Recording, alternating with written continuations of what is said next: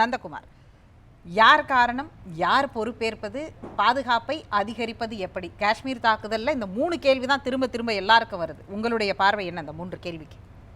இப்போ இந்த இன்சிடென்ட்டுக்கு பொறுத்த வரைக்கும் ஒரு பொறுப்பேற்கணும்னா அதுக்கு மத்திய அரசாங்கம் தான் பொறுப்பேற்காகணும்.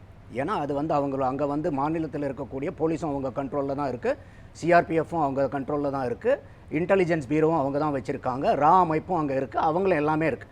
அப்போ ஒரு பொறுப்புங்கிறது யாருன்னா மத்திய அரசாங்கம் எடுத்தாகணும். அதில் எந்த மாற்று கருத்தும் மத்திய அரசாங்கத்துக்கே இருக்காதுன்னு தான் நான் பார்க்குறேன். அங்கே போய் யார் மேலேயும் உங்களால தான் ஆயிடுச்சுன்னு பார்க்க முடியாது. நீங்கள் லொக்கேஷன் நீங்கள் சொன்னீங்க, இது ரொம்ப டூரிஸ்ட் பிளேஸாக இருக்குது, எல்லாருமே இருப்பாங்களே, இவ்வளோ ஈஸியாக அட்டாக் பண்ணிட்டாங்களான்னு. ஜீவா கூட சொன்னார், இங்கிருந்து விழுப்புரம் போகிறதுக்குள்ளார எத்தனை பேர்த்தை தாண்ட வேண்டியதாக இருக்குன்னு. நீங்கள் இந்த ஸ்பாட் ஆஃப் த இன்சிடென்ட்டை நீங்கள் கொஞ்சம் யோசிச்சு பார்க்கணும். இது மினி சுவிட்சர்லாந்துன்னு சொன்னால் கூட இது அனந்த்நாக்ல இருந்து ஆல்மோஸ்ட் 100 கிலோமீட்டர் இருக்குது பகல்காம். அந்த பகல்காம்லேருந்து 5 கிலோமீட்டருக்கு மேலே மலையில் அங்கே எந்த விதமான போக்குவரத்தும் இல்லை. நீங்கள் போகணும்னா ஒன்றா நடந்து போகணும், இல்லைனா போனீஸில் கோவேரி கழுதைகள் மேலே உட்காந்து தான் போகணும். அதுதான் ஆக்சசபிலிட்டி. அந்த ஏரியா ஆக்சசபிலிட்டியே இல்லாதது. அப்போ இந்த ஸ்பாட்டே இந்த டெரரிஸ்ட் ரொம்ப கால்குலேட்டடாக எடுத்திருக்காங்க. ஏன்னா அட்டாக் எடுத்ததுக்கு அப்புறம் இப்போ உதாரணத்துக்கு எல்லாருமே டூரிஸ்ட் ஸ்பாட்டுங்கும் போது எல்லாருமே ஃப்ரீயாக போகணும். இப்போ உதாரணத்துக்கு அந்த டூரிஸ்ட் ஸ்பாட்டில் ஒரு 100 மிலிட்டரியும் ஒரு 50-100 போலீஸையும் நிற்க வச்சிருந்தீங்கன்னா யாராவது டூரிஸ்ட் போவாங்களாங்க? அப்போ அதே ஏற்புடையவாத வாதம் இல்லை. அந்த இடத்துல அவங்க 2019 அவங்க அப்ரகேஷன் பண்ணதுக்கு அப்புறம் இன்னைக்கு வரைக்கும் உங்களுக்கு எவ்வளோ வருஷம் ஆச்சு? 6 வருஷம் ஆச்சு. அதுக்கு மேல இன்னைக்கு ஒரு இன்சிடென்ட் ஆகுதுங்க போது இது நம்ம எந்த பாகுபாடும் இல்லாம கடுமையா கண்டிக்கணும். போலீஸ் பாதுகாப்புக்கு நிக்கதானே சார் செய்யுது. அதை பொதுமக்கள் புரிந்து கொள்வாங்க. அதுவும் காஷ்மீர் மாதிரி ஒரு இடத்துல இந்த பாதுகாப்பு இல்லைன்னா தான் அவங்களுக்கு அச்சுறுத்தல் வரும். பாதுகாப்பு இருந்தா நம்ம கம்ஃபர்ட் ரொம்ப சேஃப்டியா போவோம்னு தானே நினைப்பாங்க. இல்ல, அதாவது அந்த இடத்துல அவங்க ஏற்கனவே இந்த மாதிரி இது என்னன்னா இந்த இன்சிடென்ட் நடந்ததுக்கு ஓவர் கான்ஃபிடன்ஸும் ஒரு காரணம். நம்ம எல்லா இடத்துலையும் நமக்கு சேஃப்டி ஆயிடுச்சு, செக்யூர்ட் ஆயிடுச்சு. ஏன்னா அந்த லொகேஷன் அவங்க என்ன பண்றாங்கன்னா நீங்க ஒரு வேகமா ஒரு யாருக்கு அந்த ஓவர் கான்ஃபிடன்ஸ்னு சொல்லுங்க? கவர்மெண்ட்டுக்கு. அப்போ ஒரு நீங்க ஒரு நான் ஸ்டாப்பா நீங்க ஒரு 5 மினிட்ஸ் நீங்க ஓடுனீங்கன்னா யூ cannot be traced. அந்த அளவுக்கு எல்லாம் பைன் ட்ரீஸ் இருக்கக்கூடிய காடுகள். அப்ப அதுல நீங்க எந்த இடத்துலயுமே ரொம்ப ஈஸிலி எஸ்கேப்பபிள் பிளேஸ். ஆனா அந்த விஷுவல்ஸ் பாக்கும்போது பைன் ட்ரீஸ் இருக்கிற இடத்துல நடந்த மாதிரி தெரியல. ஏதோ மரஞ்சு கிரஞ்சலாம் இல்ல, அது ஒரு ஒரு வேலி மாதிரி இருக்கு, கிரீன் மீடோஸ் மாதிரி இருக்கு.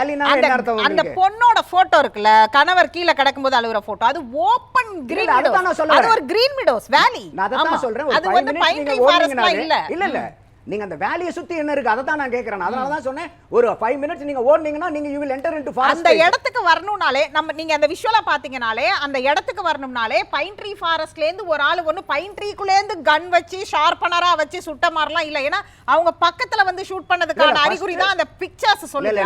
அப்ப வெளியில வராங்க, அந்த கிரீன் விடோஸ்க்குள்ள தான் பண்ணிருக்காங்கன்னா அவ்வளவு ஓபனா ரொம்ப கேஷுவலா தான் ரோம் பண்ணிருக்காங்கன்னு அர்த்தம் இல்லையா? விட்னஸ்னுடைய வீடியோஸ் எல்லாம் நீங்க விட்னஸ் பண்ணிருந்தீங்கன்னா அவங்க ஏற்கனவே ஃபர்ஸ்ட் ஓபன் ஃபயர் நடக்குது. அவங்க என்ன சொல்றாங்கன்னா நாங்க ஏதோ ஒரு மிலிட்டரி ட்ரைனிங்கோ பிராக்டிஸோ நடந்துட்டு இருக்கும் போல இருக்குன்னு அவங்க கேஷுவலா இருக்காங்க. அந்த வீடியோஸ்லாம் வந்திருக்கு. அதுக்கப்புறம் தான் பாத்தீங்கன்னா அவங்க மிலிட்டன்ஸ் கிட்ட வந்திருக்காங்க. கிட்ட வந்ததுக்கு அப்புறம் எல்லாரும் சொன்ன மாதிரி எதையோ கேட்டு செக் பண்ணிட்டு பாயிண்ட் பிளாங்க்ல ஷூட் பண்ணிருக்காங்க. அப்ப அவங்களுடைய கான்ஃபிடன்ஸ் என்னன்னா இங்க இந்த இடத்துல இந்த பண்ணமா நீங்க சொல்ற மாதிரி பைன் ட்ரீக்கு மரஞ்செல்லாம் பண்ணல, பாயிண்ட் பிளாங்க்ல பக்கத்துல ஷூட் பண்ற அளவுக்கு எப்படி அவங்க ரோம் பண்ண முடிஞ்சது? அதனால தான் சொல்றேன் இந்த இடத்துல செக்யூரிட்டி லேப்ஸ் கட்டாயமா இருக்கு. இத அவங்க தரவா இன்வெஸ்டிகேட் பண்ணி ஆகணும். இது செக்யூரிட்டி லேப்ஸ் இல்லாம இந்த அளவுக்கு ஒரு தைரியமா அது ஒரு பாகிஸ்தான் தீவிரவாதிகள் நம்ம கூட மதச்சாயம் பூச வேண்டாம். பாகிஸ்தான் தீவிரவாதிகள் இங்க இந்த இன்சிடென்ட் பண்ணிட்டு போறதுக்கு வாய்ப்பு இல்லை செக்யூரிட்டி லேப்ஸ் இல்லாம. அப்ப அதனால தான் உடனடியா ஹோம் மினிஸ்டர் அங்க போறாரு என்ன ஏதுன்னு சொல்லிட்டு. ராஜ்நாத்தும் சிங்கும் உடனடியா அவங்க மிலிட்டரி ஹெட்ஸ் பூரா சிசிஎஸ் மீட்டிங் நடக்குது. இவர் மோடியும் வந்ததுக்கு அப்புறம் ஏர்போர்ட்லயே கம்ப்ளீட்டா டிஸ்கஷன் நடக்குது. அவங்க போய் ஆபீஸ் கூட போகல. அந்த அளவுக்கு ஒரு சீரியஸ் லேப்ஸ் ஆஃப் செக்யூரிட்டி இது. அதுல எந்த மாற்று கருத்து எனக்கு இல்லை. அடுத்தது இன்னைக்கு பாத்தீங்கன்னாக்கா இந்த புல்வாமா அட்டாக்கை பத்தி பேசினாங்க. இந்த புல்வாமா அட்டாக் போற போக்குல ஜீவா சொன்னார் 350 மெட்ரிக் டன் எக்ஸ்ப்ளோசிவ் வந்துருச்சு. 350 மெட்ரிக் டன்னா 3,50,000 கிலோ. அவங்க என்ன சார்ஜ் ஷீட் அவர் படிச்சாரா இல்லையான்னு தெரியல. 160 கிலோ ஒரு தடவை, 40 கிலோ ஒரு தடவை, மொத்தமா 200 கிலோ எக்ஸ்ப்ளோசிவ் வச்சுதான் இதை ஆக்டிவேட் பண்ணியிருக்காங்க. அடுத்தது 19 பேரை அதுல அக்யூஸ் பண்றாங்க. அதுல 6 பேர் அப்பயே கொல்லப்படுறாங்க, 7 பேர் அரெஸ்ட் செய்யப்படுறாங்க, 6 பேர் அப்ஸ்காண்ட் ஆகுறாங்க. அப்போ இதுல எல்லா இடத்தையும் நம்ம அரசியல் பேசக்கூடாதுன்னு ஒரு பக்கம் சொல்லிட்டு திருப்பி அது அரசியல் வட்டத்துக்குள்ளாரையா தான் வருது. நம்ம கொஞ்சம் தயவு செய்து அதுல இருந்து ஒதுங்குவோம். அப்ப இன்னைக்கு எல்லாருமே இந்திய நாட்டுல இருக்கக்கூடிய மக்கள் நீங்க சொல்ற ஃபேக்ட்ஸோட நீங்க ஃபேக்ட்ஸ் சொல்றீங்கங்கிற இடத்துல இருந்தே நான் அந்த கேள்வியை வைக்கிறேனே. புல்வாமாவுல அந்த சம்பவத்துக்கு சம்பந்தப்பட்ட சரியான நபர் தண்டிக்கப்பட்டிருக்கிறாரா அப்படிங்கிற இடத்துல இருந்து தான் இத்தனை கேள்விகள் எழுப்பப்படுது. அதை ஒற்றி நிறைய கிளை கேள்விகள் வரலாம், கிளை கதைகள் வரலாம். இவங்க செஞ்சாங்க, அவங்க செஞ்சாங்க. அரசு அதிகாரப்பூர்வமாக இப்ப நமக்கு ஒரு 2009 தாஜ் அட்டாக் அப்படின்னா அப்சல் குருன்னு கையை காமிக்கிறோம்ல, அப்படி ஒருவர் புல்வாமா தாக்குதலுக்காக அவர் கொல்லப்பட்டிருக்கிறாரா, அவருக்கு தண்டிக்கப்பட்டிருக்கிறாரான்னு ஒரு கேள்வி. அது சார்ஜ் ஷீட்ல கிளியராவே கொடுக்குறாங்களே, ஜெய்ஷ் இ முகமது தான் இதுக்கு ரெஸ்பான்சிபிள்.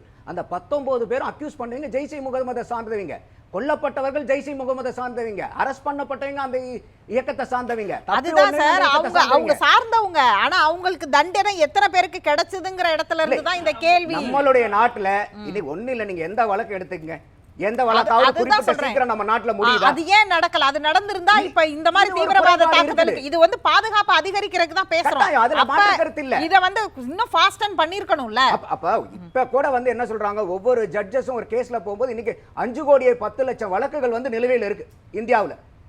அப்ப அந்த மாதிரி ஒரு சிவில் வழக்கையோ அல்லது வந்து வேற டிஸ்பியூட்டுகள் மாதிரி ஒரு தீவிரவாத அட்டாக்க நம்ம வந்து இதுக்கான வழக்குகளை நம்ம கையாளுறதுங்கிறத வந்து அவ்வளவு கேஷுவலாவும் நம்ம நீதிமன்றத்துடைய பெண்டிங் கேசஸோட கணக்கிட முடியாது.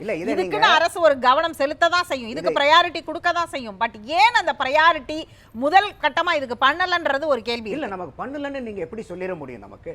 அப்ப என்ன மாதிரி ப்ரொசீடிங்ஸ் போகுது, என்ன மாதிரி லீகல் ப்ரொசீடிங்ஸ் இருக்கும்போது இது ஒரு சிவில் கேஸ் மாதிரி, ஒரு நார்மல் கிரிமினல் கேஸ் மாதிரி உங்களுக்கு அப்டேட் கொடுத்துட்டு இருக்க மாட்டாங்க. இது வந்து செக்யூரிட்டி சார்ந்தது, நாட்டினுடைய இறையாண்மை சார்ந்தது. அடுத்தது இப்ப சமீபமா வந்து பாகிஸ்தானுடைய, இப்ப எல்லாருமே பாகிஸ்தானுடைய தீவிரவாதிகள் இல்லைன்னு, அப்ப யார் இந்த தீவிரவாதிகள்? இந்தியாவில இருந்தே போய் கொண்டுட்டாங்களா? இந்தியர்களை வந்து இந்தியாக்காரங்களே கொண்டுட்டாங்களா? அதுவும் நமக்கு தெரியாது. இப்ப இல்ல பாகிஸ்தான்ல இல்ல, ஒரே நிமிஷம் ஜீவா, நான் உங்க பேசும்போது குறுக்கில்ல, தயவுசெய்து. பாகிஸ்தானுடைய ஆர்மி சீஃப் ஆசிம் முனீர் வந்து அவர் பேசுறாரு சமீபமா, இது எல்லா வீடியோலையும் நேஷனல் டிவி முதல் கொண்டு எல்லாமே இருக்கு. என்ன சொல்றாரு, எங்களுக்கு வந்து இந்த காஷ்மீருங்கிறத நாங்க விட்டு கொடுக்க மாட்டோம், அந்த உணர்வு எங்களுடைய ஜகுலர் வெயின்ஸ்ல இருக்குன்றார். அதே மாதிரி இந்த நாடு எப்படி உண்டு பண்ணுச்சுங்கிற அந்த இரட்டை டூ நேஷன் தியரியை வந்து சொல்றாரு. இல்ல சார், இப்ப நீங்க சொல்றீங்கல்ல அது பாகிஸ்தானா அப்படிங்கறத இந்திய அரசு அதிகாரப்பூர்வமா இன்னும் உறுதிப்படுத்தல. நமக்கு அவங்க சொல்லி இருக்கிறாங்களா அதிகாரப்பூர்வமா, இல்ல இந்தியர்கள் தானா அப்படிங்கறதையும் நீங்க தான் அந்த क्वेश्चन எழுப்புறீங்க, அதையும் இந்திய அரசு உறுதிப்படுத்தல. மத்திய அரசு அதிகாரப்பூர்வமா என்ன சொல்லுதோ அதை மட்டும் தான் நம்ம கணக்கில் எடுத்துக்கணும். நம்ம பேசுற யாருமே கவர்மெண்ட் ஆஃப் இந்தியாவுடைய அபிஷியல் டேட்டா வச்சிட்டு இந்த டிபேட்டே இல்ல. எல்லாமே வந்து நமக்கு இதுவரைக்கும் பொதுவெளியில வந்தது, நமக்கு தெரிஞ்சது, அங்கேயும் இங்கேயும் யூகிச்சு முடிச்சு போட்டு பேசுறோம், அவ்வளவுதான். யாருமே நான் முடிச்சு போட்டு பேச விடல, நான் முடிச்சு போட்டு பேச விடல, அதுதான் நான் பண்ணிட்டு இருக்கேன். அதனால தான் நான் காஷியஸா இருக்கேன். அப்ப என்னன்னா, அன்னைக்கு வந்து எந்த அளவுக்கு வந்து இன்னைக்கு பாகிஸ்தான்ல வந்து எக்கானமி வீக்கா இருக்குன்னு தெரியும். இன்னைக்கு இருக்கக்கூடிய மிலிட்டரி ஹெட் வந்து it is the most unpopular military head. அந்த அளவுக்கு வந்து அங்க நாட்டுல இன்னைக்கு இருக்கக்கூடிய பிரச்சனையே இந்த மிலிட்டரினால தான் வருது அப்படின்னு சொல்லிட்டு சமீபமா கூட பார்த்தோம், ஒரு ட்ரெயின் பாம்பு பிளாஸ்ட் நடந்துச்சு. பாகிஸ்தான், ஆப்கானிஸ்தான், இந்த சந்தேகங்கள் நீங்க வைக்கிற எல்லா இடத்துல இருந்தும் நம்மளுடைய அயலுறவு நாடுகள் அத்தனை பேரும் நம்மை சுற்றி இருக்கக்கூடிய பார்டர் கண்ட்ரிஸ் எல்லார் மேலயும் நம்ம வைக்கலாம். அந்த நாடோட மட்டும் தான் வைக்கணும்னு இல்ல, எல்லா நாடு மேலயும் வைப்போம். இத வந்து பொறுப்பேத்துக்கிட்டாங்க. அல்ல, ஒரு நிமிஷம். நீங்க பாகிஸ்தானே பண்ணிருக்கட்டும், நான் அது வாதத்துக்கு அதையுமே நீங்க சொல்றதையுமே நான் என்டாஸ் பண்றேன். ஆனா இவங்க மட்டும்தான் தாக்குவாங்கன்னு நம்ம பார்த்துட்டு இருக்க முடியாதுல்ல. இந்த ஒரு பார்வையிலே நம்மளுடைய விசாரணை இருக்கக்கூடாதுங்கிறதையும் கவனத்தில் கொள்ளணும்ல. இதுல பொறுப்பு வந்து இந்த ரெசிஸ்டன்ட் ஃப்ரண்ட்ங்கிறவங்க எடுத்திருக்காங்க, டிஆர்எஃப்ங்கிறவங்க எடுத்திருக்காங்க. அவங்க ஆல்ரெடி வந்து நாங்க தான் இதுக்கு வந்து ரெஸ்பான்சிபிள் எடுத்துக்கிறாங்க. நாளைக்கு இதே மாதிரி தொய்பாவுடைய ஆஃப்ஷூட் அவங்க. அதான் அந்த அமைப்பு லஷ்கர் இ தொய்பாவுடைய அமைப்புன்னு இவங்க அவங்களுடைய கீழே இருக்கிற அமைப்பா இருந்தாலும் கூட என்னுடைய கேள்வி என்னன்னா, இந்த இவங்களை மட்டுமே பாகிஸ்தான், நீங்க சொல்ற வாதத்துக்கு பாகிஸ்தான் மட்டுமே தான் இந்த தாக்குதலை நடத்தியிருப்பாங்கன்னு இல்லைல்ல, நாளைக்கு வேற நாடுகள் கூட தாக்கலாம் இல்லையா? அப்ப நாம என்ன பாதுகாப்பு அதிகரிக்க போறோங்கிறது சேர்த்து தானே கணக்கில் கொள்ளணும்ன்ற நம்ம ஒரு போக்கஸ்லயே பார்க்க வேணான்ற இடத்துல இருந்து நான் சொல்றேன். நான் சொல்றது இந்த இன்சிடென்ட் வந்து இப்ப சைனா அட்டாக் பண்ணிட்டாங்கன்னு யோசிக்க முடியுமா? யுஎஸ் அட்டாக் பண்ணிட்டாங்கன்னு யோசிக்க முடியுமா? நேபாள் அட்டாக் பண்ணிட்டாங்கன்னு யோசிக்க முடியுமா? இதுல அந்த இயக்கம் எல்லாவற்றையும் யோசிக்கணும். இல்ல, இந்த பொறுப்பெடுத்திருக்காங்க. அவங்க வந்து யாரு என்ன இதுக்கு பொறுப்பேற்று, நான் திரும்ப சொல்றேன், இதுக்கு இவங்க பொறுப்பேற்றுக்கிட்டாங்கன்னு இன்னைக்கு பேசிட்டு கடந்து போறது சொல்ல. நம்ம பாதுகாப்பு அதிகரிக்கணும்னா நாளை எல்லா இடத்துல இருந்தும் நமக்காக வரக்கூடியதுக்கு சேர்த்து தானே பார்க்கணும். எவ்வளவு ஈஸியா அவங்களால ரோம் பண்ண முடிஞ்சுங்கிறது இடத்துல இருந்து தானே இந்த கேள்வி வருது. இதுக்காக தான் வந்து பாத்தீங்கன்னாக்கா உங்களுக்கு வந்து ஹோம் அஃபேர்ஸ் மினிஸ்ட்ரி இருக்கு, டிஃபென்ஸ் இருக்காங்க, பெரிய பெரிய மினிஸ்ட்ரிஸ் இருக்காங்க, அட்வைசர்ஸ் இருக்காங்க. அது எல்லாமே அவங்க பார்த்துக்கிட்டு தான் இருப்பாங்க. இது அந்த அளவுக்கு வந்து சும்மா வந்து ஒரு கள்ளச்சாராயத்தை பாண்டிச்சேரியில இருந்து ஒரு கார்ல வச்சு கொண்டு வர மாதிரி வர முடியாது. அதனால தான் சொன்னேன், இதை வந்து செக்யூரிட்டி லேப்ஸ் இருக்குதுன்னு ஆரம்பத்தில் சொல்லிட்டு ஆரம்பிச்சதே அதுதான். அப்ப அதுதான் இந்த மீட்டிங்ல பூராமே அவங்களுக்கு வரும். அப்போ பேசலாம். இன்னைக்கு இந்த அளவுக்கு இருக்கும்போது நம்ம இன்னைக்கு எல்லா விதமான கட்சி சார்பற்று மத சார்பற்று இந்தியர்களா ஒரே இடத்துல நின்னு இன்னைக்கு இந்த அரசாங்கத்தை வந்து இந்த பிரச்சனையில இருந்து நம்மளை விடுவிக்கிறதுக்கு நம்மளால ஜீவா, ஒவ்வொருத்தரால குறுக்கிட்டீங்க. முடிஞ்ச பேசுவோம். முழு ஆதரவை கொடுக்கணும். பேசுவோம். இல்ல சார் வந்து முதல்ல வந்து அதை ஒப்புக்கொண்டுட்டாங்க. பாதுகாப்பு பலவீனமா இருக்கு அப்படிங்கிறது இல்ல, அது உண்மையில சார் வந்து அதை தான் சொல்றேன், ஒப்புக்கொண்டாங்கன்னு தான் சொல்றேன். பாதுகாப்பு பலவீனமா இருக்கு. இப்ப ராமசுப்ரமணியன் சார் வந்து ஒரு விஷயத்த சொன்னார், புல்வாமால இருந்து நீங்க எதுவுமே கத்துக்கலையா அப்படிங்கிறதுல இருந்து மாலிக் குற்றச்சாட்டுல இருந்து சொன்னார். இப்போ அவர் என்ன சொல்றாரு, பாகிஸ்தான் செஞ்சிருக்கு, இந்த அமைப்பு செஞ்சிருக்கீங்களா உறுதியா சொல்றாருல. நம்ம இந்திய தேசத்தை சேர்ந்த அவர்களுக்கு பிடித்த RSS தத்துவத்தில் வளர்ந்தவர் மாலிக். அவர் ஒன்றும் காங்கிரஸ்காரர் கிடையாது, காங்கிரஸ் ஆளுநரா இருந்தார்.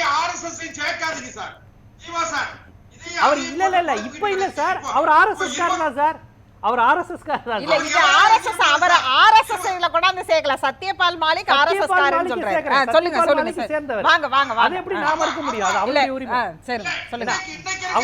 அவர் வந்து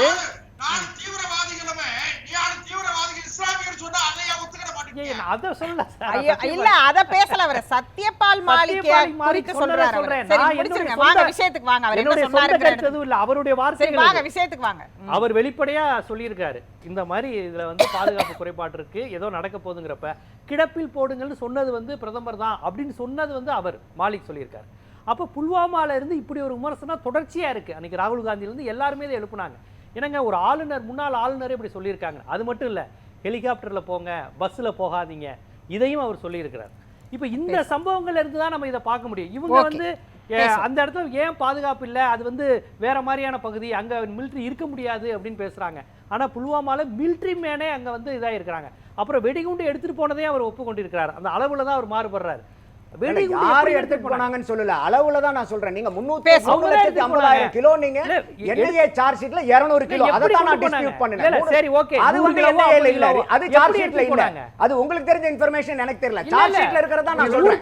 நான் ஆத்தென்டிகேட்டட் டேட்டாவை சொல்றேன். 350,000 கிலோ நீங்க ரிப்போர்ட்டிங் டேட்டா தான். நியூஸ் ரிப்போர்ட்டிங் டேட்டா இல்ல, நியூஸ் கரெக்ட் பண்றேன். 350 ரெண்டுமே நியூஸ் ரிப்போர்ட்டிங் டேட்டா தான். விடுங்க. இல்ல 350 டன்ங்கிறது என்னங்க? 1 லட்சம் கிலோ. 1 கிலோ எடுத்துட்டு போனாலும் பாதுகாப்பு குறைபாடு இல்ல. நந்தகுமார் அவர் என்ன சொல்ல வராருன்னா, நீங்க அந்த அமௌண்ட் ஆஃப் இதுல நிக்கிறீங்க யூனிட்ல, ஆனால் 1 கிலோ எடுத்துட்டு போனாலும் அது எப்படி சாத்தியம்? பேசலாம்.